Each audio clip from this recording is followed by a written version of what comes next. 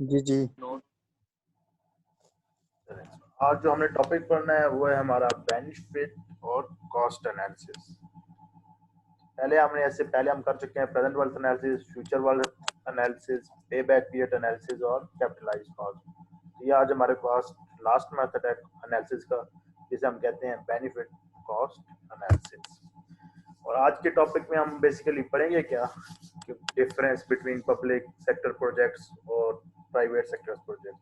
क्योंकि हमारा ये लास्ट टॉपिक था तो इसलिए मैं सोचा कि थोड़ा सा इसको भी टॉपिक को भी देख लेंगे। पब्लिक सेक्टर प्रोजेक्ट्स कौन से होते हैं या उनको एवेल्युएट कैसे किया जाता है, और इसी तरह प्राइवेट सेक्टर्स किस तरह, क्या अपने क्या इंडिकेटर्स होते हैं और किस बेसिस पे इनकी एवेल्युएशन की जाती है।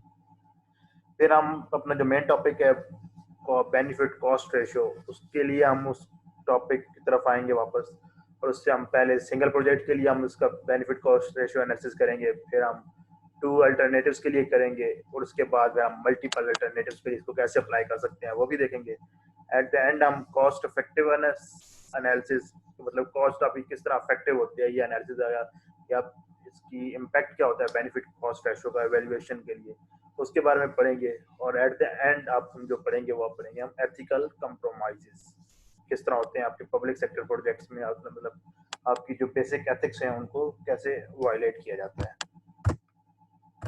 तो सबसे पहले जो हमारा था कि जो हमें देखना था कि डिफरेंस क्या होता है पब्लिक सेक्टर प्रोजेक्ट और प्राइवेट सेक्टर प्रोजेक्ट्स। इस जैसे कि नाम इंडिकेट करता है कि पब्लिक मतलब ऐसे प्रोजेक्ट्स जो गवर्नमेंट की तरफ से स्टार्ट किए जाए फॉर द आम लोगों की फलाह बहबूद के लिए, उनकी वेलफेयर के लिए। और प्राइवेट प्रोजेक्ट्स वो होते हैं कि जो आपके डिफरेंट स्मॉल बिजनेस ऑनर्स या कॉर्पोरेट कंपनीज खुद अपने तौर पे स्टार्ट कर लेती हैं, फिर उनमें इन्वेस्टमेंट करती हैं और उससे अपना प्रॉफिट जनरेट करती हैं, जिसे हम एंटरप्रेन्योरशिप भी कहते हैं। तो ये तो हो गया बेसिक मेन डिफरेंस। उसके बाद जो साइज ऑफ इन्वेस्टमेंट होती है in case of public projects, वो फंडिंग आपकी कोई गवर्नमेंट का रही होती है तो उसमें इन्वेस्टमेंट बहुत ज्यादा होती है, mostly in terms of millions या बिलियंस होती है। जैसे आप सी पैक प्रोजेक्ट देख लें, क्योंकि गवर्नमेंट का स्टार्टेड है तो एक खास अमाउंट उसमें जो इन्वेस्टमेंट की या जो उसका बजट एलोकेट किया गया वो गवर्नमेंट की तरफ से किया जाता है। तो इनका जो साइज होता है वो अपने कंपेरेटिवली बहुत लार्ज स्केल पे होते हैं। जैसे कोई डैम गवर्नमेंट ने बनाना है तो उसके लिए भी क्या होगा, वो भी जो मिलियन बिलियन में कुछ कॉस्ट आएगी तो उसको उसका इनिशिएटिव भी क्या आएगा, गवर्नमेंट की तरफ से आएगा, तो किसमें आ जाएगा, वो पब्लिक में काउंट होगा। प्राइवेट में हम देखें तो स्मॉल टाइप्स ऑफ बिजनेस, जिसमें मीडियम भी आ सकते हैं, कुछ आपके लार्ज प्रोजेक्ट्स भी आ सकते हैं।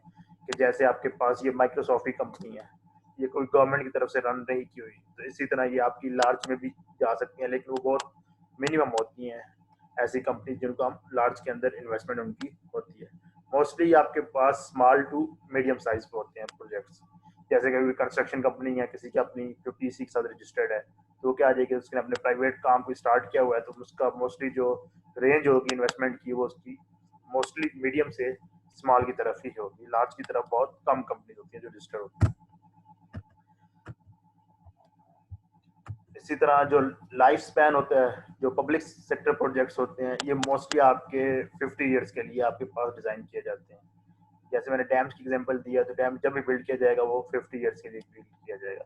कोई रोड बनाई जाएगी, कोई नई किसी जगह उन्होंने कोई सोसाइटी बनानी है, उसके लिए रोड लेआउट करना है, तो वो भी अराउंड 50 ईयर्स के लिए की जाती है। तो ये एक लॉन्गर स्पैन के लिए होती है। जो आपके प्राइवेट प्रोजेक्ट्स होते हैं वो मोस्टली आपके शॉर्टर स्पैन के लिए होते हैं, मोस्टली आपके दो साल से लेके 10 साल तक, और ये मैक्सिमम आपके 25 ईयर्स तक जा सकते हैं। उससे ऊपर आप ये वो आपको प्रोजेक्ट्स नहीं मिलेंगे प्राइवेट सेक्टर में जिनका life span more than 25 years हो। और जो आपका एनुअल कैश फ्लो होता है in case of public projects, वो आपकी क्योंकि ये पब्लिक की सर्विसबिलिटी ड्रिवन बेस्ड होते हैं या वेलफेयर प्रोजेक्ट्स होते हैं, तो इनमें आपके पास कोई खास प्रॉफिट नहीं आ रहा होता। लेकिन जितने भी आपके पास प्राइवेट प्रोजेक्ट्स हैं वो सारे आपके चाल ही आपके प्रॉफिट पे रहे होते हैं। अगर आपका प्रॉफिट आ रहा है, आपको मिल रहा है प्रोजेक्ट्स में, तो वो प्रोजेक्ट चलता रहेगा। और जैसे ही आपको उसमें से लॉस होना स्टार्ट हुआ तो वो प्रोजेक्ट आहिस्ता आहिस्ता डिक्रीज करना शुरू हो जाएगा, या एट द एंड आप उसको क्रॉस करना पड़ेगा। लेकिन अगर किसी गवर्नमेंट प्रोजेक्ट में आपको अगर कोई लॉस आ भी रहा है, क्योंकि उसकी फंडिंग गवर्नमेंट की तरफ से होती है, वो ये मोस्टली होते ही इसी बेस पे है कि हमें इसमें से प्रॉफिट जनरेट नहीं करना बल्कि अपनी पब्लिक को सर्व करना होता है। जो फंडिंग होती है जो पब्लिक को मिलती है, ये mostly in the form of taxes जो गवर्नमेंट आपके पास से कलेक्ट करती है। जैसे कोई आपका रोड पे टूल टैक्स आप पे करते हैं, वो हो गया। अपने गाड़ियों की रजिस्ट्रेशन कराते हैं, उनकी टाइम आप कोई टैक्स पे करते हैं, वो हो गया। इस तरह आप विद होल्डिंग टैक्स दो डिफरेंट बैंक की ट्रांजेक्शन के टाइम आप गवर्नमेंट को पे करते हैं। तो ये सारे टैक्सेस जो होते हैं उनसे भी ये गवर्नमेंट अपना फंडिंग करती है। जो दूसरा तरीका ये है कि खास फीस लेती है, कि इन्होंने खास यूजेज फी रखी होती है कि अगर आप ये रूट यूज करेंगे तो उसका इतना आपका टोल टैक्स है। टोल टैक्स क्या बेसिकली वो उसकी अपनी फीस ही है, तो उनसे वो फंडिंग जनरेट करती है। थर्ड टाइम जब आपके पास ये बॉन्ड्स होते हैं जो आपके पास गवर्नमेंट अपने स्टेट बैंक के पास एज अ रिजर्व के तौर पर यूज होते हैं। जैसे 200 का बॉन्ड हो गया, आपके पास ये 750 के बॉन्ड्स हैं, 1500 के। अभी रिसेंटली जैसे 25,000 का बॉन्ड था, या फिर अभी जिसको गवर्नमेंट ने वापस खत्म किया है, उस तरह 40,000 के बॉन्ड्स हैं। उनसे ये गवर्नमेंट को फंडिंग जनरेट होती है। आपके पास क्या है, गवर्नमेंट ने आपसे तो पैसे ले लिए 40,000 या 25,000, तो उसके रिटर्न में आपको क्या मिलता है बॉन्ड की फॉर्म में? सिर्फ एक पेपर ही होता है आपके पास, जो आपके पास रिटर्न आपको मिल जाता है, जिस पे लिखा होता है कि इसकी वैल्यू इतनी इतनी है 25,000, लेकिन एक्चुअल वो मनी नहीं है। तो वो मनी गवर्नमेंट यूज करती है, उसको किसी प्रोजेक्ट में इन्वेस्टमेंट करती है, और उससे जो फिर आपको उसको प्रॉफिट मिलता है, ये रिटर्न मिलता है, तो उसकी बेस पे वो क्या होता है, ड्रा निकलता है जो भी उसका, तो उसका कुछ पोर्शन आपके साथ उसको शेयर कर देती है। In case of private projects, उसकी फंडिंग कहाँ से आती है? वो मोस्टली आपके पास बैंकों से उनको लोन लेना पड़ता है, या उन्होंने कोई बॉन्ड साइन किए होते हैं कि इतने अरसे के दौरान हम आपके इतना प्रॉफिट आपको जनरेट करके देंगे, अगर ना भी दें तो हम इतना आपको पे करेंगे। तो इसी तरह दूसरा वो स्टॉक मार्केट से लोन ले सकते हैं, खुद उनके शेयर्स ले लें, किसी भी बिजनेस के परचेज कर लें, विद पैसेज ऑफ टाइम उनको बाद में उनको सेल कर सकते हैं। तो वहाँ से वो अपनी फंडिंग जनरेट करते हैं। इसके बाद जो इंटरेस्ट रेट होता है in case of public projects, इसमें इंटरेस्ट रेट आपका कम होता है, while in case of private projects उनमें जितना भी होगा इंटरेस्ट रेट या रेट ऑफ रिटर्न बहुत ज़्यादा होता है। तो इस तरह आप कहते हैं कि high risk high return. Private projects में रिस्क की investment of point of view से भी बहुत रिस्की होता है, लेकिन उसका रिटर्न भी आपको ज़्यादा मिलता है। जब गवर्नमेंट के प्रोजेक्ट्स क्योंकि सेफर होते हैं, तो उनका इंटरेस्ट रेट भी लोअर होता है। सिलेक्शन क्राइटेरियाज गवर्नमेंट प्रोजेक्ट्स के लिए मल्टीपल हो सकते हैं। जैसे कोई रोड बनानी है तो उसका क्राइटेरिया डिफरेंट होगा, डैम्स के लिए सिलेक्शन के लिए उसका क्राइटेरिया टोटली डिफरेंट होगा। लेकिन प्राइवेट्स के जितने भी प्रोजेक्ट्स होते हैं वो सामरी मोस्टली वो डिपेंड करते हैं रेट ऑफ रिटर्न पे, कि आपको एट द एंड मल्टीपली प्रॉफिट कितना मिलेगा किसी भी प्रोजेक्ट में से। तो ये सारे प्रोजेक्ट्स आपके उस बेस पे होते हैं प्राइवेट्स। और इवेल्युएशन जो की जाती है वो पब्लिक प्रोजेक्ट्स की मोस्टली ये पोलिटिकल इंक्लाइंड होते हैं, कि जितने भी प्रोजेक्ट्स हैं उनकी इवेल्युएशन पोलिटिकली की जाती है। जैसे आपकी ऑरेंज मेट्रो ट्रेन है, तो मोस्टली उसको लिंक किया जाता है कि ये PMLN की तरफ से की गई है। और जितने भी आपके पास कोई दूसरे स्टडी के प्रोजेक्ट्स हैं, यूथ के जितने भी अगर कोई इन्होंने इन्वेस्टमेंट स्टार्ट किया, जैसे सेहत कार्ड है तो PTI के साथ लिंक है, तो ये पोलिटिकली इन्फ्लुएंस होते हैं जितने भी गवर्नमेंट के प्रोजेक्ट्स होते हैं। गवर्नमेंट खत्म हो रही प्रोजेक्ट हो सकता है तो वहीं पे उसको एंड भी कर दे, या फिर उसको स्टे कर दे, या उसको फंडिंग उसकी कम कर दे, या उसकी ड्यूरेशन बढ़ा दे, कुछ ना कुछ इस तरह कर देते हैं। तो मोस्टली ये पोलिटिकली इंक्लाइंड होते हैं प्रोजेक्ट जितने। तो इसी वजह से समटाइम हमारे पास ये होता है कि किसी ने कोई रोड का, गली का, या कोई मतलब पास आउट हुआ होता है, सब कुछ पीसी मान उसका तैयार होता है, लेकिन एट द एंड वो एग्जीक्यूट नहीं हो पाता। किस वजह से? कि गवर्नमेंट चेंज हो गई है, तो इसकी वजह से पॉलिटिकल इन्फ्लुएंस होता है पब्लिक प्रोजेक्ट्स में, की वजह से उसकी स्टॉप की, उसको मतलब ये डेफर कर देते हैं, या फिर उसको स्टॉप ही कर देते हैं, या डिनाई कर देते हैं। प्राइवेट प्रोजेक्ट जितने भी होती हैं उनकी सारी वैल्यूएशन इकोनॉमी पे बेस की जाती है, इकोनॉमिकली वो आपके पास कितना बेनिफिट कर रहा है। तो ये थे हमारे पास डिफरेंट टाइप्स। उसके बाद हमारे पास आते हैं कॉन्ट्रैक्ट्स के टाइप्स, जो मोस्टली हम इंडस्ट्री में करते हैं। पहला होता है कि आपके पास कॉन्ट्रैक्ट्स जो हैं वो आपके कोई भी या कॉन्ट्रैक्टर होता है, उसमें प्रोजेक्ट का जो भी रिस्क है वो आपस में शेयर नहीं करता आपके साथ या किसी भी साथ। जैसे फिक्स प्राइस लमसम पेमेंट है, उसमें आपने कॉन्ट्रैक्टर ने क्या लेना है आपसे, खास जो भी पेमेंट होगी जो उसने काम किया है उसके अगेंस्ट उसने इतनी पेमेंट कोट की होगी। अगर आपने उसको अलॉट कर दिया प्रोजेक्ट, तो क्या उसकी फिक्स प्राइस है, इरिस्पेक्टिव के at the end of the project या बाद में या during execution of the project वहाँ पे कोई चेंजिंग आ जाती है, तो उसका उसकी पेमेंट पे कोई इफेक्ट नहीं आएगा, या उसके जो भी उसका कॉन्ट्रैक्ट होगा उस पर कोई इफेक्ट नहीं आ जाएगा। इसी तरह कॉस्ट रिइंबर्सिबल प्रोजेक्ट्स भी होते हैं, उनमें जैसे जिनमें आपके पास कॉस्ट प्लस जो होती है वो नेगोशिएट की जाती है, कि एक्स्ट्रा जितनी भी कॉस्ट आएगी वो हम उसको खुद बेयर कर लेंगे या उसको नेगोशिएट किया जाएगा, लेकिन वो फिक्स प्राइस ही कॉस्ट के अंदर ही आ जाते हैं। तो इसके ऐसे प्रोजेक्ट्स हैं जिनमें कॉन्ट्रैक्टर कुछ भी आपके साथ प्रोजेक्ट का जो रिस्क होता है वो आपके साथ शेयर नहीं करता कि इनकेस प्रोजेक्ट फेल हो जाए या जिस काम के लिए वो कोई भी आपने रोड बनाई है उस काम के लिए एक्सिक्यूट ना हो सके या जो रिक्वायरमेंट थी वो आपकी पूरी ना हो, तो ऐसे केस में प्रोजेक्ट रिस्क शेयर नहीं होता कॉन्ट्रैक्टर। दूसरे आपके पास टाइप्स होती है जिसमें कॉन्ट्रैक्टर आपके साथ प्रोजेक्ट रिस्क शेयर करता है। ऐसे कौन से प्रोजेक्ट होते हैं? उनमें होते हैं आपके पास पब्लिक प्राइवेट पार्टनरशिप्स होती हैं, पब्लिक प्राइवेट पार्टनरशिप्स जिसमें गवर्नमेंट भी इन्वॉल्व होती है और आमतौर जो पब्लिक है या कॉन्ट्रैक्टर है वो भी उसमें अंदर इन्वॉल्व होता है। जैसे डिज़ाइन बिल्ड प्रोजेक्ट्स हैं, उसमें कॉन्ट्रैक्टर क्या वो रिस्पॉन्सिबल होगा क्या प्रोजेक्ट डिज़ाइन करने से लेके उसकी ऑपरेशनल तक। लेकिन जब एक बार प्रोजेक्ट ऑपरेट हो गया तो उसके बाद उसको मेंटेन करना ये किसकी आपके पास जो रिस्पॉन्सिबिलिटी हो जाएगी वो हो जाएगी आपकी गवर्नमेंट की, जैसे हम कहते हैं पब्लिक की हो जाएगी। और इसमें और मोस्टली कॉन्ट्रैक्टर फिर उसमें फाइनेंस को मैनेज कर रहा होता है, गवर्नमेंट से वो फंड लेता है, फंडिंग होती है प्रोजेक्ट्स के लिए और कॉन्ट्रैक्टर क्या करता है उसको एग्जीक्यूट कर रहा होता है। और एग्जीक्यूट करते वक्त उसके पास लिबर्टी होती है कि वो डिज़ाइन प्रोजेक्ट कहाँ से बिल्ड कराए और उसकी क्या कॉस्ट पे करता है लेबर को आगे से, वो सारी कॉन्ट्रैक्टर के पास फ्लेक्सिबिलिटी होती है। ये ऐसे प्रोजेक्ट होते हैं जिनमें पब्लिक प्राइवेट पार्टनरशिप्स होती है कि गवर्नमेंट आपके पास फंडिंग करती है और एट देन डिमांड करती है कि हमें ये चीज़ चाहिए, इररिस्पेक्टिव कि वो चीज़ आप कैसे तैयार करता है कॉन्ट्रैक्टर।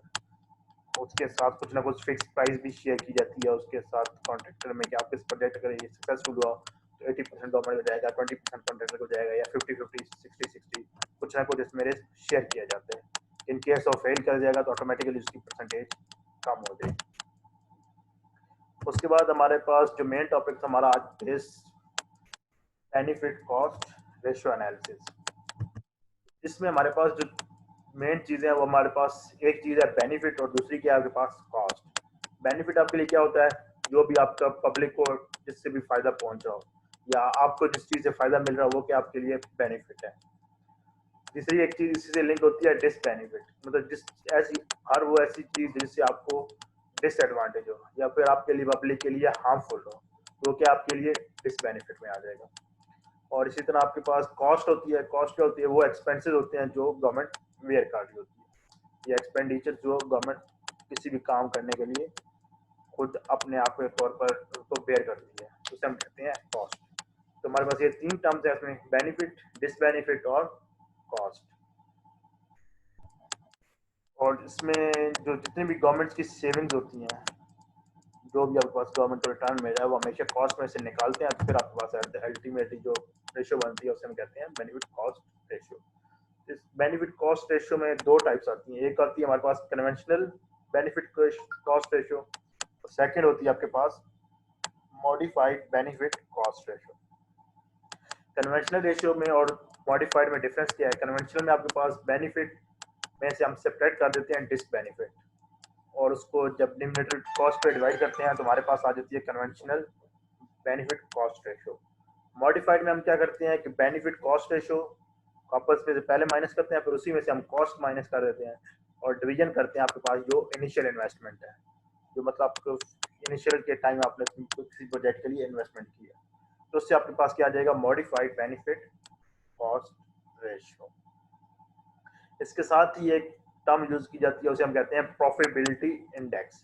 किसी भी प्रोजेक्ट से आपको फायदा कितना हो रहा है या कितना आपको उसका प्रॉफिट मिल रहा है, उसके लिए जो फार्मूला है वो हमारे पास होता है नेट कैश फ्लो, जो भी एट द एंड आपको कैश फ्लो आती है, चाहे पॉजिटिव प्रॉफिट है चाहे उसका लॉस है, जो भी आपका रिजल्टेंट नेट वैल्यू आती है, नेट कैश फ्लो और डिवाइडेड बाय इनिशियल इन्वेस्टमेंट, शुरू के टाइम में आपने उसमें अंदर प्रोजेक्ट में कितना इन्वेस्टमेंट।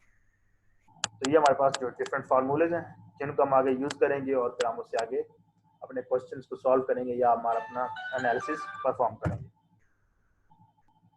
बस आपने एक चीज़ का ख्याल रखना है कि जितनी भी टर्म्स हों आपने उनके आपने सेम यूनिट्स में रखना है। मतलब बेनिफिट टू कॉस्ट रेशियो आप प्रेजेंट वर्थ एनालिसिस से भी कर सकते हो, फ्यूचर वर्थ एनालिसिस से भी कर सकते हो या फिर आप एनुअल वर्थ एनालिसिस से भी कर सकते हो। अगर आप बेनिफिट आप प्रेजेंट वर्थ पे ले रहे हो, मतलब आज की प्रेजेंट पे ले रहे हो, तो कॉस्ट भी आपने लेनी है प्रेजेंट वर्थ एनालिसिस वाली।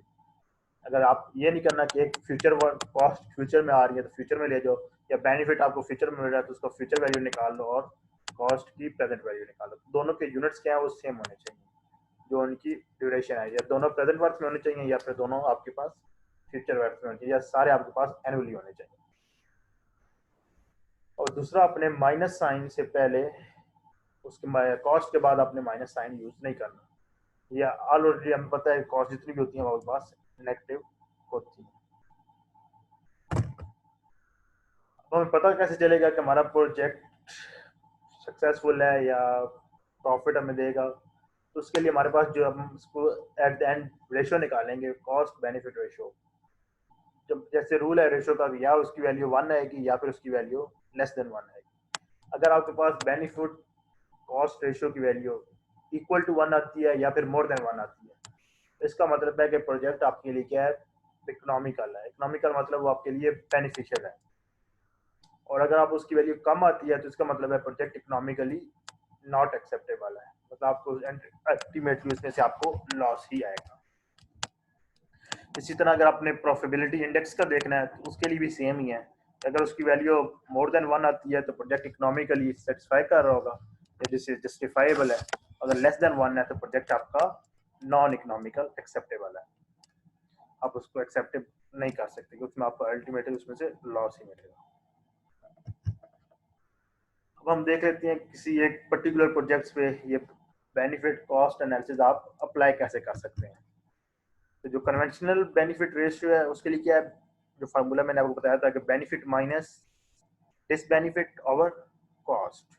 और मॉडिफाइड के लिए क्या था, benefit minus benefit minus disbenefit minus जो भी उसकी ऑपरेशनल या मेंटेनेंस कॉस्ट आ रही है, और डिवाइड बाय आपकी उसकी इनिशियल इन्वेस्टमेंट।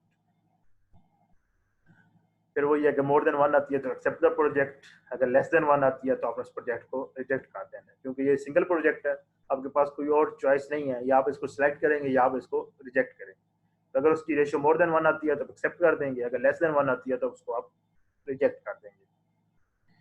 और इसी तरह प्रॉफिटेबिलिटी इंडेक्स को लिए भी present worth of net cash flow निकाल लें एट टाइम टी। टी का मतलब जितने भी नंबर ऑफ ईयर्स के लिए वो आपको प्रोजेक्ट रन करेगा, divide by present worth of initial investment.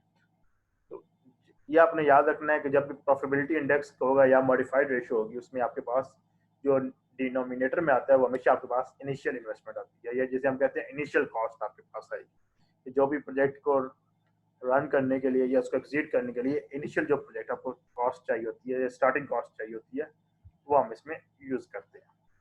और दोनों के लिए क्राइटेरिया वही है कि मोर देन 1 है तो एक्सेप्टेबल है, लेस देन 1 है तो नॉन एक्सेप्टेबल है। इसकी एक आधी एग्जांपल देख लें। तो जैसे हमारे पास ये एग्जांपल आपके पास है कि एक फ्लड कंट्रोल प्रोजेक्ट है जिसकी फर्स्ट कॉस्ट है $1.4 मिलियन, और with an annual maintenance cost of $40,000, और उसका लाइफ स्पैन कितना है, 10 ईयर्स है। Reduced flood damage is expected to amount to $1,75,000 per year। Flood damage की वजह से जो एक्सपेक्टेड अमाउंट है वो कितनी है, 175,000 पर ईयर, जिसकी वजह से फार्मर्स को जो लॉस्ट होगा वो कितना एस्टिमेटेड है कि वो 25,000 पर ईयर होगा। ड्यू टू फ्लड की वजह से फार्मर को नुकसान होगा, तो 25,000 पर डॉलर पर ईयर फार्मर्स को मतलब लॉस्ट आ रहा होगा उसकी इनकम में, तो वो कल्टीवेशन वहाँ पे नहीं कर सकता। तो हमें इंटरेस्ट रेट हमें गिवन है 6% पर ईयर, और हमने ये डिसाइड करना है कि हमको ये प्रोजेक्ट एग्जीक्यूट करना चाहिए या फिर नहीं करना चाहिए। तो सबसे पहले आपने जितनी भी वैल्यूज हैं उनको हम एनुअल टर्म्स में लिख रहे हैं, जैसे मैंने आपको बताया था कि आपकी मर्जी है उसको प्रेजेंट वर्थ में लिख रहे हैं, फ्यूचर में लिख रहे हैं, या फिर आप उसको एनुअल में लिख रहे हैं। एनुअल का मतलब तमाम वैल्यूज आप पर ईयर के हिसाब से लिख रहे हैं। तो बेनिफिट हमें गिवन है कि पर ईयर हमें कितना मिलता है, 1,75,000, और डिस बेनिफिट कितना है, जो फार्मर को लॉस हो रहा है, कल्टीवेशन नहीं कर सकता, वो कितना है, $25,000। और कॉस्ट जो उसको टोटल बियर करनी है वो कितनी आ जाएगी, 1,04 मिलियन, और ये कितनी होगी, थ्रू आउट रन करेगी 6 ईयर्स के लिए। तो एनुअल और present cost into 6 year for 10 years plus 40,000 जो आपको मेंटेनेंस कॉस्ट आ जाएगी। जो मतलब मेंटेन एनुअली आपको गिवन है 40,000, तो ये आपके पास वो वाली कॉस्ट आ जाएगी। टोटल कॉस्ट आपके पास कितनी हो जाएगी, $218। इससे जब आप रेशो निकालेंगे बेनिफिट कॉस्ट रेशो, तो इनिशियल आपके पास तीनों टर्म्स आ गई हैं, बी भी है, डी भी है और सी भी है। तो फॉर्मूला क्या था, B minus D divided by C. तो बेनिफिट कितना है, $1,75,000 minus disbenefit 25,000 divided by cost. तो इससे आपके पास रेशियो आ जाएगी 0.65। अब ये लेस देन 1 है तो इसका मतलब क्या है कि project should not be executed. मतलब आपने जो भी फ्लड कंट्रोल के लिए आप इन्वेस्टमेंट करना चाह रहे हैं उस पर्टिकुलर लोकेशन पे, तो वो फिजिबल नहीं है वहाँ पे विद दीज पैरामीटर्स। इसकी तरह जब हम मल्टीपल अल्टरनेटिव्स की तरफ जाएं तो हमारे पास क्या होता है कि कुछ प्रोजेक्ट्स ऐसे हो सकते हैं कि आपने उन्हीं को ही सेलेक्ट करना होता है, जो भी आपके पास अवेलेबल अल्टरनेटिव है या जब करंटली अल्टरनेटिव सेलेक्टेड है आप वही यूज कर सकते हैं। उसके अलावा बाकी आपके पास फिजिबल ही नहीं हो सकते। उसके नंबर ऑफ रीजन हो सकते हैं वो फिजिबल क्यों नहीं हो सकता। माइट भी उसकी मटीरियल की ट्रांसपोर्टेशन कॉस्ट बहुत ज़्यादा आ रही हो, वहाँ पे उसको बाहर से कोई और चीज़ आपको एक्सपोर्ट करना पड़ रही हो, या फिर लोकल कंडीशंस ऐसी हो, कोई इन्वायरमेंटल कंडीशंस ऐसी हो कि आपको एक प्रोजेक्ट ही एग्जीक्यूट कर सकते हैं, दूसरा आप अल्टरनेटिव वहाँ पे कंसिडर ही नहीं कर सकते। ऐसे सिस्टम को हम कहते हैं डिफेंडर। और दूसरा होता है आपके पास चैलेंजर। चैलेंजर क्या है कि आप एक प्रोजेक्ट को दूसरे के साथ रिप्लेस कर सकते हैं। ये डिफेंडर और चैलेंजर में से कोई जो आपको जो प्रेजेंटली एग्जीक्यूटेड है उसको आप चेंज कर सकते हो या उन दोनों में से आपने कोई एक सेलेक्ट कर सकते हो। तीसरा होता है कि do nothing option. Do nothing क्या होता है कि जैसे सिस्टम चल रहा है वैसे ही चलने दो, उसको मेंटेन करो, कोई इसमें चेंजिंग ना करो। तो जो जनरल अप्रोच होती है benefit to cost ratio analysis for two mutually exclusive alternatives के लिए, जितनी भी आपके पास लोअर टोटल कॉस्ट अल्टरनेटिव होगा उस सबको फर्स्ट आप कंपेयर करेंगे डू नथिंग से। डू नथिंग मतलब कि आपके पास उसका एटलीस्ट प्रॉफिट तो वहां पे जनरेट हो रहा हो, कि मतलब उसकी वैल्यू मोर देन 1 होनी चाहिए, लेस देन 1 नहीं होनी चाहिए। तो अगर उसकी वैल्यू लोअर कॉस्ट अल्टरनेटिव की लेस देन 1 आती है तो do nothing option is compare to the higher cost alternative, जो भी उसमें से मैक्सिमम आती है उसकी कॉस्ट की, आप उससे कंपेयर करेंगे। अगर दोनों ऑप्शंस आपके डू नथिंग ऑप्शन से बाहर लेक आउट ऑफ लेक आ रहे हैं, मतलब दोनों आपके पास अगर वैल्यूज नेगेटिव आ रही हैं तो दोनों में से आप जो उसकी वैल्यू कम आ रही है आप उसको सिलेक्ट करेंगे प्रोजेक्ट को, अगर आप मतलब वहाँ पे एक्सिक्यूट करना ही करना है अपने प्रोजेक्ट। इसका जो जनरल प्रोसीजर होगा, चाहे आप टू अल्टरनेटिव्स के लिए हो या फिर टू से ज़्यादा आपके इवेंट्स के लिए हो, उन दोनों के लिए आपका सेम प्रोसीजर होगा, जिसमें सिमिलर प्रोसीजर होगा रेट ऑफ रिटर्न निकालने के लिए। सबसे पहले आपने वही फाइंड आउट करनी है कि इक्विवेलेंट टोटल कॉस्ट कितनी आती है फॉर ईच अल्टरनेटिव, चाहे आपके पास 2 अल्टरनेटिव हैं, 3 अल्टरनेटिव हैं, 4 हैं, या फिर नंबर ऑफ अल्टरनेटिव जितने भी हों सबके लिए आपने इक्विवेलेंट टोटल कॉस्ट निकालनी है। उसके बाद आपने ऑर्डर अल्टरनेटिव्स को एक ऑर्डर में ले करना है कि प्रायोरिटी वाइज, मतलब इसकी कॉस्ट ज़्यादा आती है, इसकी कम आती है, चाहे आप उसको इंक्रीजिंग ऑर्डर में कर दें चाहे आप उसको डिक्रीजिंग ऑर्डर में कर दें, तो एक ऑर्डर में आपने उनको प्लेस करना है अल्टरनेटिव्स को। उसके बाद आपने आइडेंटिफाई करने हैं दोनों, हर प्रोजेक्ट के लिए या हर अल्टरनेटिव के लिए उसके बेनिफिट्स क्या हैं और उसके डिसबेनिफिट्स क्या हैं। और इसी तरह फिर आपने उनकी रेशो कैलकुलेट करनी है फॉर ईच अल्टरनेटिव, और जितने भी अल्टरनेटिव्स की वैल्यू लेस देन 1 आती है उन सबको आप वहीं से एलिमिनेट कर दें। उसके बाद हम उनकी इंक्रीमेंटल कॉस्ट और बेनिफिट कैलकुलेट करें, बाकी जितने भी वैल्यूज मोर देन 1 आती है उसके बाद उनकी रेशियो कैलकुलेट कर लें। अब जिसकी वैल्यू मोर देन 1 से हाईएस्ट आती है, मतलब जो भी जैसे सपोज एक प्रोजेक्ट है उसकी वैल्यू 2 आती है, दूसरे की वैल्यू 2.5 आती है, तो आप 2.5 वाला सेलेक्ट कर लेंगे। और आपने ये तब तक चलते रहना है जब तक आपको एटलीस्ट कोई एक अल्टरनेटिव वहाँ पे नहीं मिल जाता। एग्जाम्पल के तौर पर आप ये देख लें कि आपके पास 2 अल्टरनेटिव्स हैं एक्स और वाई, और उनकी एक्स टी हमें भी गिवन है, कॉस्ट फर्स्ट कॉस्ट कितनी है, मेंटेनेंस एंड ऑपरेशनल कॉस्ट भी गिवन है, बेनिफिट्स भी, डिसबेनिफिट्स भी, और उसका लाइफ स्पैन, और इंटरेस्ट रेट हमें गिवन है 10%। इसी तरह वाई के लिए वैल्यूज भी गिवन है, और हमने इन दोनों को कंपेयर करना है और बताना है कि कौन सा प्रोजेक्ट हमारे लिए फिजिबल है और कौन सा नहीं। तो सबसे पहले आपने इसके सोल्यूशन के लिए क्या करना है, या जो हम काम करते हैं वो सबसे पहले हम इसकी इक्विवेलेंट टोटल कॉस्ट फाइंड करते हैं। इसको प्रोजेक्ट को एग्जीक्यूट करने के लिए हमारे पास टोटल कॉस्ट क्या आ जाएगी, तो annual worth cost of alternative x, तो वो क्या हो जाएगी उसकी फर्स्ट कॉस्ट।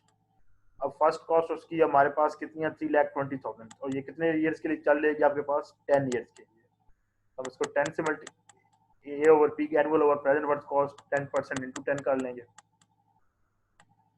इसी तरह उसमें 45,000 जो उसकी पर ईयर मेंटेनेंस कॉस्ट आ रही है, तो उसकी वैल्यू हम एडअप कर देंगे 45,000, तो उससे टोटल कॉस्ट आपके पास आ जाएगी $97,080। इसी तरह आप सेम आप यही काम रिपीट कर लेंगे अल्टरनेटिव्स वाइल के लिए। उसकी जो फर्स्ट कॉस्ट आ रही है उसमें आप ऐड कर देंगे मेंटेनेंस एंड ऑपरेशनल कॉस्ट। अब क्योंकि ये जो गिवन हमें फर्स्ट कॉस्ट है ये 3,20,000 और 5,40,000, ये आपके पास वो कॉस्ट है जो एक दफ़ा आती है। मतलब इनडायरेक्टली में ये कहें आपके 10 सालों में एक दफ़ा आपके पास 3,20,000 आती है, और 5,40,000 जो कॉस्ट है वो आपके पास 20 साल में एक दफ़ा एग्जीक्यूट होती है। तो इसलिए हमने जो हम कैलकुलेशन कर रहे हैं हम ये कर रहे हैं एनुअल वर्क बेस पे। तो इसलिए आपके पास जो कॉस्ट आएगी आपने उसको एनुअली में ट्रांसफ़र करना है। तो इस वजह से ये हमने उसको फार्मूला इसका जो अप्लाई किया वो किया है एनुअल ओवर प्रेजेंट वर्क वाला। तो जो भी उसकी कॉस्ट आ रही है आफ्टर 10 ईयर्स उसको पर ईयर पे डिवाइड कर दें। तो उससे उसको जो भी वैल्यू आ जाएगी फर्स्ट कॉस्ट की पर ईयर के हिसाब से उसमें आप ऐड कर देंगे मेंटेनेंस एंड ऑपरेशनल कॉस्ट जो आपको पर ईयर के 45,000 ये समथिंग। तो उससे आपके पास दोनों अल्टरनेटिव एक्स की कॉस्ट भी आ जाएगी और अल्टरनेटिव वाई की कॉस्ट आ जाएगी। अब हमारे पास ए की कॉस्ट एक्स की क्या है 97,000 और उससे ग्रेटर वाली वाई है उसकी वैल्यू क्या है 98,000। अब इसको क्योंकि ये ऑलरेडी एक सीक्वेंस में ही है कि 97 स्मॉलर है 98 उसकी क्या ग्रेटर है, तो इंक्रीजिंग ऑर्डर में है तो इसको ऑर्डर करने की जरूरत नहीं है। तो सबसे पहले हम एक्स को चेक कर लें। तो benefit minus disbenefit over cost ratio. Benefit हमारे पास का गिवन है $1,10,000 माइनस डिस बेनिफिट गिवन है $20,000 और डिवाइड बाय कॉस्ट जो हमने अभी इसकी कैलकुलेट की है 97,080। तो इससे हमारे पास जो रेशियो आ जाएगी वो आ जाएगी 0.93। अब क्योंकि ये वैल्यू लेस देन 1 रही है तो इसलिए हम क्या करेंगे प्रोजेक्ट एक्स को एलिमिनेट कर देंगे। तो हम इस प्रोजेक्ट को एग्जीक्यूट करने का कोई फायदा ही नहीं है। इसी तरह वाई क्या है, वाई को सिलेक्ट करेंगे, वाई के लिए सेम वही फार्मूला रहेगा। उसमें से जब हम उसको कैलकुलेट करेंगे तो एट द एंड हमारे पास रेशियो आएगी उसकी 1.07। तो इसका मतलब क्या है कि आपके पास प्रोजेक्ट वाई क्या है फिजिबल है। इस वजह से हम उसमें जो एलिमिनेट डू नथिंग वाली ऑप्शन है उसको रिमूव कर देंगे। मतलब हम प्रोजेक्ट कुछ भी ना करें तो हमारा वहाँ पे नुकसान होगा, क्योंकि वाई के साथ अगर करेंगे तो उसमें से हमें प्रॉफिट मिल रहा है। वो कितना मिल रहा है 1.07, या इनडायरेक्टली इसको कहें तो 7% उसका वहाँ पे प्रॉफिट मिलेगा। तो इसमें से डू नथिंग वाली ऑप्शन एलिमिनेट हो जाएगी। डू नथिंग मतलब जिसमें एक्जैक्ट आपके पास 1 वैल्यू आ रही है, ना लॉस है ना प्रॉफिट है, पर एक इवन वाली सिचुएशन होती है, उसे हम कहते हैं डू नथिंग प्रोजेक्ट।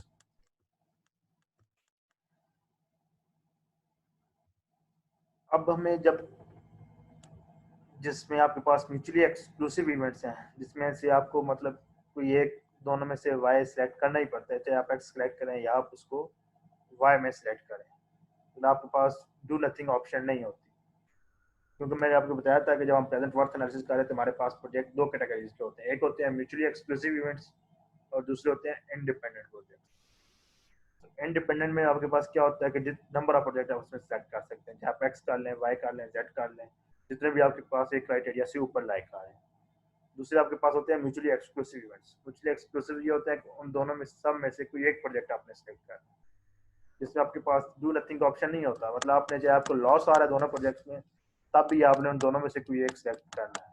अगर दोनों में भी आपको प्रॉफिट आ रहा है तब भी आप दोनों में से कोई एक ही सिलेक्ट कर सकते हो, ये नहीं कर सकते कि आप दोनों सिलेक्ट करो, जिसमें आपके पास डू नथिंग ऑप्शन ही नहीं होती। तो ऐसे केस में क्या किया जाता है कि अगर उसी प्रीवियस एग्जांपल है सेम वही वैल्यूज उसी डेटा के साथ हम उसको कंपेयर कर लें, तो ऐसे प्रोजेक्ट्स को हम कंपेयर करते हैं इंक्रीमेंटल वैल्यू। तो पहले आप उसके चेंज फाइंड आउट कर चेंज इन बेनिफिट्स। خبر ورا يفرا شيء يفرا شيء خبر ورا कागज रखा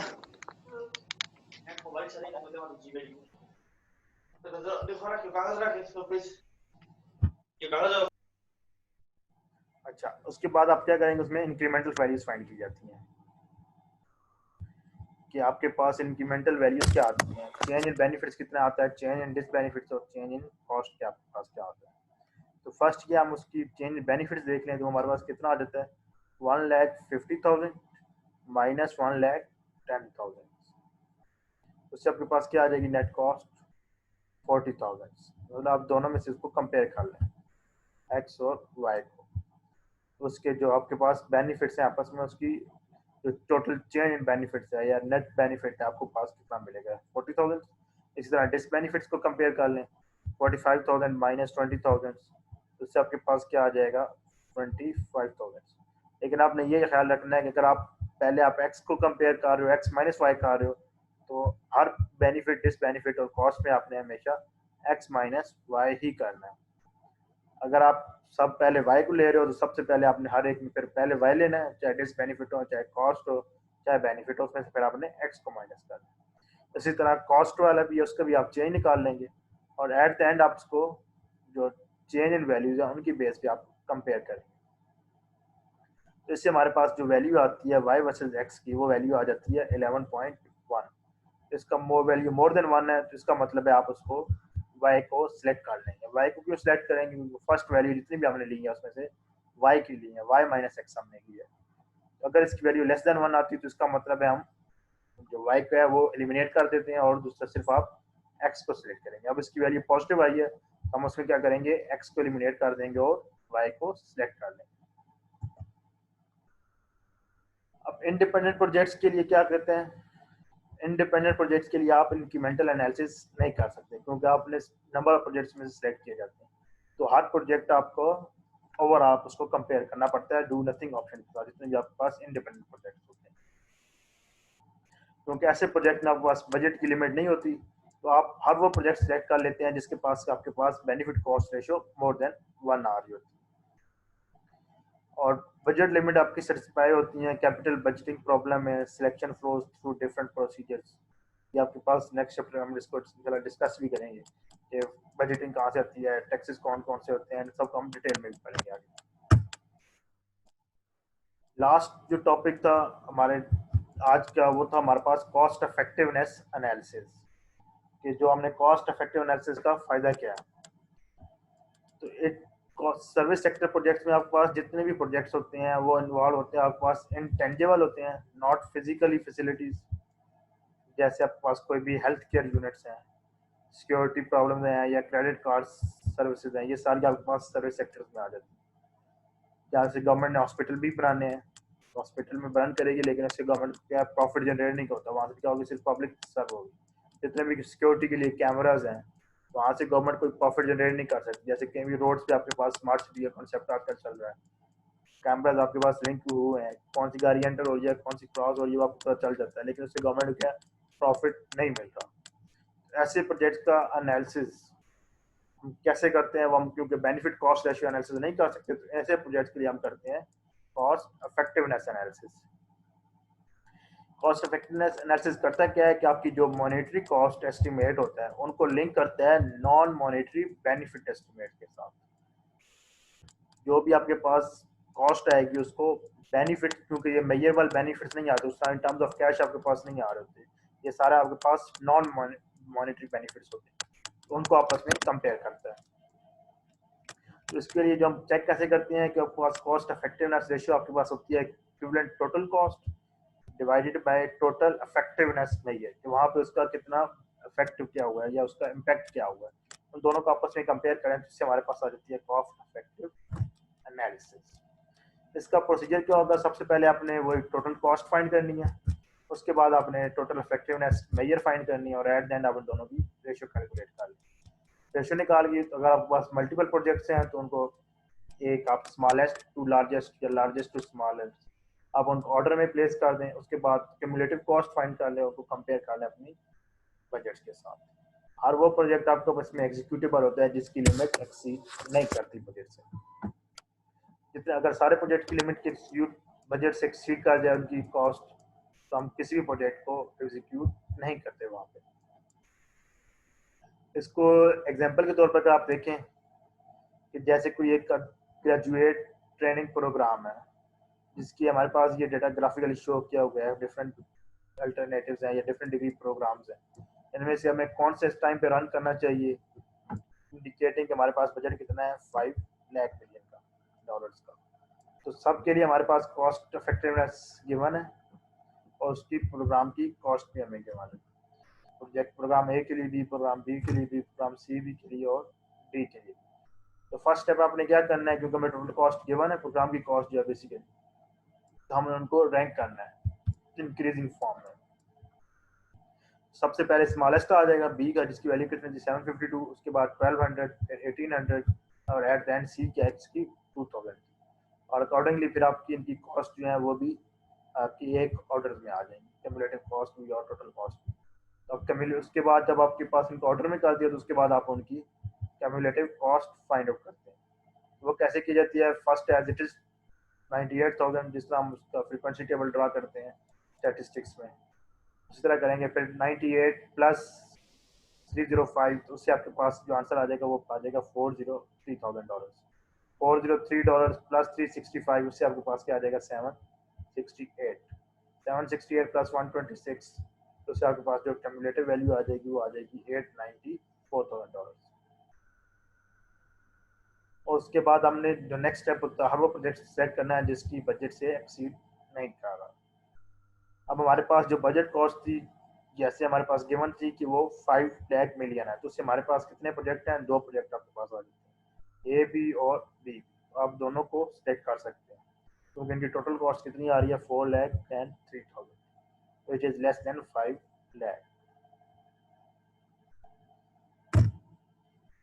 अच्छा, अगर म्यूचुअली एक्सक्लूसिव इवेंट्स आ जाएं कॉस्ट एनालिसिस इफेक्टिवनेस रेशियो के लिए, तो उसका जो जनरल प्रोसीजर होता है, सबसे पहले आपने वही अल्टरनेटिव्स को एक ऑर्डर में अरेंज करना है। उसके बाद हर एक की आपने अपनी इफेक्टिवनेस रेशियो कैलकुलेट करनी है। चेंज अगर चेंज इंक्रीमेंटल कॉस्ट भी निकालेंगे, इंक्रीमेंटल इफेक्टिवनेस भी निकालेंगे, और उसके बाद उनकी रेशियो को लेके कंपेयर करेंगे। हर इसकी वैल्यू डोमिनेंस प्रेजेंट, जिसकी वैल्यू ग्रेटर देन 1 है उसको आप सेलेक्ट कर लेंगे, जिसकी वैल्यू लेस देन 1 है उसको आप सेलेक्ट नहीं करेंगे। या दूसरा, आपके बजट से जो भी इसकी वैल्यू स्मॉलर देन 1 आती है सबको सेलेक्ट करेंगे। जैसी बजट की वैल्यू एक्सीड कर जाती है वहाँ से आप उसको सेलेक्ट नहीं करेंगे। और एट देन मतलब ये अपने बजट लिमिट ही बेसिकली आपका क्राइटेरिया होगा जिसको आप अप्लाई करेंगे सेलेक्ट करने के लिए, कौन सा बजट आप सेलेक्ट करें कौन सा ना करें। तो इसकी एक एग्जांपल अगर देख लें, सपोज हमारे पास 3 प्रोग्राम है, ए बी और सी। कॉस्ट हमें गिवन है हर प्रोग्राम की। ए के लिए गिवन है 2200, बी के लिए 1400, सी के लिए 6860। इफेक्टिवनेस हमारे पास गिवन है, मतलब प्रोडक्ट प्रोग्राम एक की जो इफेक्ट फिजिबल है वो 4% के लिए है, बी आपके पास 2% के लिए है, और सी क्या है आपके 7% के लिए फिजिबल है। और इफेक्टिवनेस रेशियो और उसका C R divide by win calculate कर लें तो उसकी वैल्यू आ जाती है, जो पर पर्सन आज के पास आ जाती है 2200 डिवाइड बाई 4 करेंगे तो 550, 1400 डिवाइड बाई 2 700, 6860 डिवाइड बाई 7 तो उसकी वैल्यू आ जाएगी 980। जब हमारे पास ये वैल्यूज आ जाए उसके बाद आप इनको एक ऑर्डर में रैंक करना है, इंक्रीजिंग ऑर्डर में जिसे हम कहते हैं रैंक करना है अपन उसको। तो पहले हमारे पास बी की कॉस्ट थी 1400, फिर ए की, फिर सी की, जब आपके पास एक रेंज में हो गए उसके बाद आपने इनकी इफेक्टिवनेस रेशियो कैलकुलेट कर लें। जैसे अब पहले हम बी को कंपेयर करेंगे विद डू नथिंग के साथ, तो बी की में आपके पास कॉस्ट आ रही है 1400 और वो कितना परसेंट के लिए इफेक्टिव है 2 के लिए, तो उससे हमारे पास आंसर क्या आ जाएगा 700। इसी तरह एक कंपेयर करेंगे, ए वर्सेस बी के साथ कंपेयर कर लें तो उसके पास क्या आ जाएगी 2200 माइनस 1400 डिवाइड बाई 4 माइनस 2, तो उससे आपके पास आंसर आ जाएगा 400। 400 आपका वैल्यू पॉजिटिव आई है तो इसका मतलब कि आप बी को एलिमिनेट वहां से कर सकते हैं। इसी तरह सी के साथ ए के साथ भी कंपेयर कर लें, अगर उसकी वैल्यू नो डोमिनेंस है तो उसकी वजह से उसको हम सी को रिटेन कर लें। और ए और सी को सेलेक्ट करने के लिए आपको जो क्राइटेरिया सेट कर सकते हैं। लास्ट जो टॉपिक था हमारे पास वो था एथिकल कंसिडरेशन। इंजीनियर्स मोस्टली आपके पास जो इन्वॉल्व होते हैं इकोनॉमिक एनालिसिस या डिसीजन मेकिंग प्रोसेस में, दो जगह पे इन्वॉल्व होते हैं। एक पब्लिक पॉलिसी मेकिंग में कि जहाँ पे आप कोई ना कोई स्ट्रेटजी डेवलप कर रहे होते हैं, जैसे आपने वाटर सिस्टम मैनेजमेंट है उसकी कोई ना कोई एक अपने रूट आपने खुद डिसाइड करना है कि कहाँ से आपकी सप्लाई आपकी कहाँ से आई चाहिए, कितनी डिमांड है, उसका बाद वो कितने एरिया को सर्व कर सकती है, ग्राउंड वाटर सरफेस कहाँ पे है आपके पास, आपने कितने एरियाज को कल्टीवेट करना है, तो मतलब पॉलिसी मेकिंग में वहाँ पे यूज होता है, इन्वॉल्व होता है।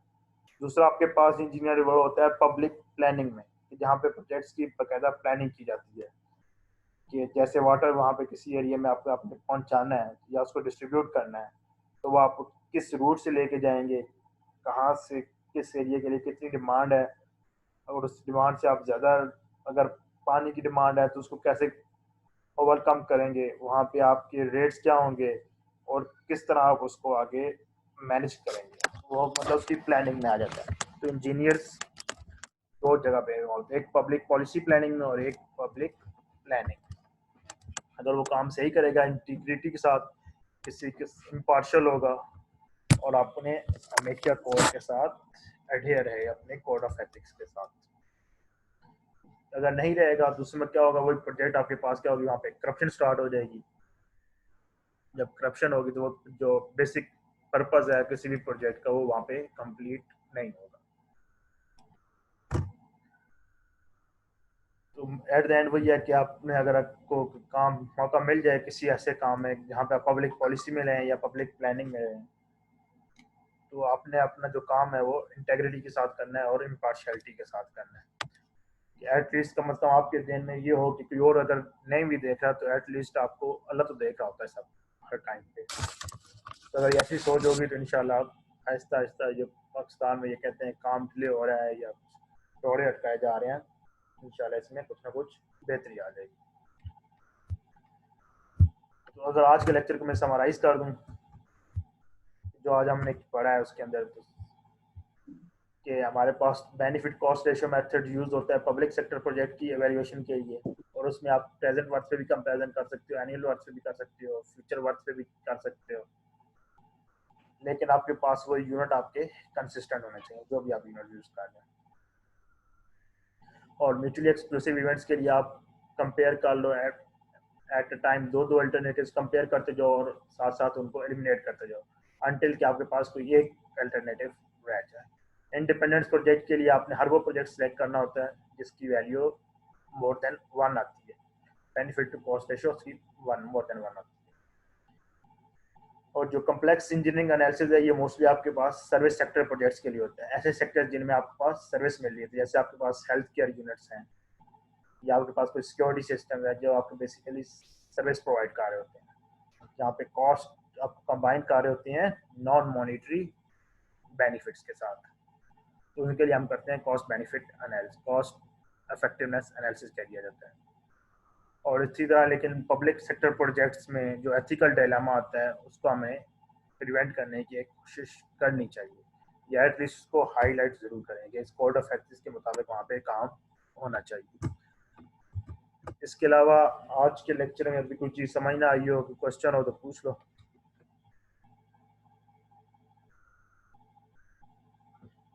Any doubt? No sir.